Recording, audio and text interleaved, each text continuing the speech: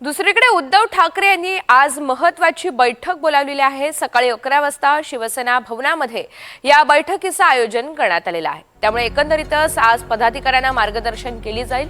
या बैठकीमध्ये शाखा प्रमुख, विभाग प्रमुख तसंच महिला आणि पुरुष पदाधिकारी सहभागी होणार आहेत। आगामी मुंबई महानगरपालिका निवडणुकीच्या पार्श्वभूमीवर उद्धव ठाकरे मार्गदर्शन करण्याची शक्यता आहे। उद्धव ठाकरे यांनी आज सकाळी 11 वाजता मुंबईमधील शिवसेना भवनामध्ये एक महत्त्वाची बैठक बोलावली आहे। या बैठकीमध्ये शाखा प्रमुख, विभाग प्रमुख तसंच महिला आणि पुरुष पदाधिकारी देखील सहभागी होणार आहेत आणि आगामी मुंबई महानगरपालिका निवडणुकीच्या पार्श्वभूमीवर ठाकरे आज मार्गदर्शन करण्याचा अंदाज आहे।